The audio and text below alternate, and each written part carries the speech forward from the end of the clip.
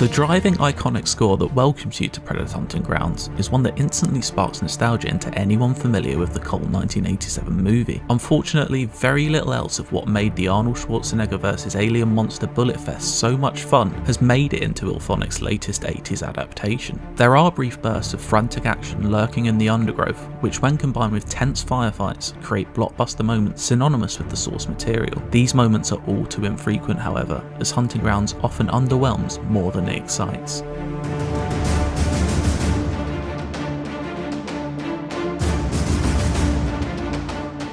Before dropping in for your daily dose of asymmetric action, you'll have one crucial decision to make. Play as one of 4 fireteam members as you infiltrate an area of nondescript South American jungle and attempt to complete a series of objectives in an exfiltrate before the 15-minute timer runs down. Or choose the Predator life as you hunt down the fireteam and try to pick them off one by one, distract them from their mission, and be an all-round nuisance. It seems like the latter should be the far more appealing option, even if the relatively long matchmaking times that come with it are not. But it's actually as a fireteam member that I found the majority of my enjoyment in Hunting Grounds. There's a variety of missions that you'll be randomly assigned when landing in one of the 3 maps currently available. Each is essentially the same package wrapped in different paper, however, and almost entirely consists of going to a marked area on a map, holding down the square button and dealing with a few AI-controlled guerrilla fighters before moving on to the next. These fighters aren't the sharpest blades of grass in the jungle though, and will consistently funnel down the same few corridors waiting to be greeted by gunfire. The shooting itself feels adequate, not operating on the same plane as an Apex Legends or Call of Duty, but serviceable, and at no point gave me reason to want to stop playing. There's a small selection of weapons to choose from, each more than effective against the AI, especially the default shotgun, which counts as a secondary weapon, and appears able to one-shot every grunt at a frankly absurd range. As a result of those factors, these firefights offer little to no challenge and quickly become repetitive as you gain knowledge of the enemy spawn positions. When the PvE becomes PvPvE is where a lot of the enjoyment can be found in Hunting Grounds. When all of the elements of the hunt come together, high action moments are created, and the appealing core idea of Hunting Grounds shines through, especially in the final phase, after all mission objectives have been completed and you inevitably need to get to the chopper. The stakes are heightened as you have to defend your location from both militia and the Predator, who has to abandon all subtlety and go all out at this stage to prevent you from escaping.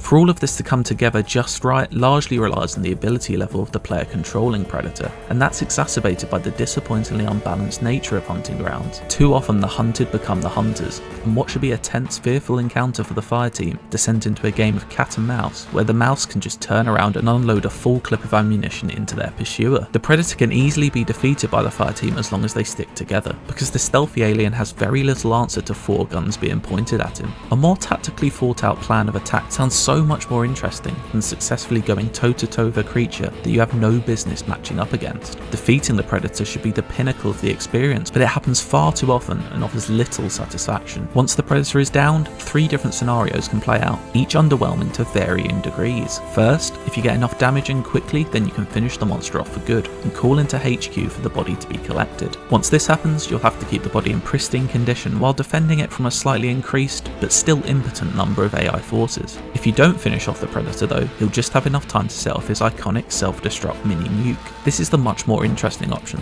that provides a few seconds of tense decision making. You can either run and try and escape the blast radius, or if you're feeling brave, you can try to defuse the bomb by completing a series of 4 puzzles against the clock. The Witness this is not, but the minigame does provide a brief period of fear and excitement that I wish there was so much more of in Hunting Grounds. Meanwhile, playing as the Predator should feel like a power trip, but Hunting Grounds falls short in this regard. Some elements of his skill set do feel great to wield, and leaping purposely through treetops, or pred core if you will, feels fluid. For the first few hours of playing, your arsenal will be limited to pretty much the basics, but more exciting options do begin to open up the further you progress. When at close quarters, it takes several imprecise melee attacks with your sharpened claws in order to take down a fireteam member, by which time you'll be lucky to have not had a good chunk of your health bar taken away. From this point on, the tables are often turned, and the Predator becomes the prey after your first engagement. Even when using your cloaking device, it's fairly easy to get spotted in the trees while retreating, and before you've had time to claim your kill, the fireteam have already revived their squad mate. It's a fairly unsatisfying kind of encounter that needs balancing out in the near future, whether that's by increasing the Predator's damage output or his resistance to gunfire. The look of the Predator, and in particular the sound design, is spot on though, and when combined with the movie's pulsating score evokes a big hit of nostalgia. It's disappointing that the same care hasn't gone into the fireteam, who are just a selection of generic male and female character models that can be minorly customised. There are a couple of little nods to the original movie and the unlockable cosmetics, but it would have been nice to see more for fans of the series.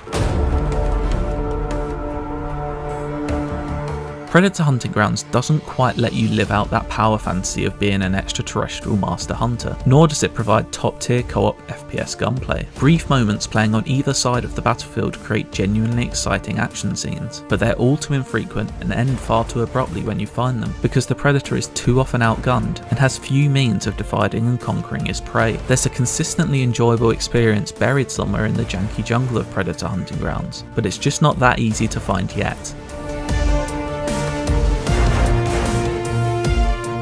For more on Predator Hunting Grounds, check out these videos.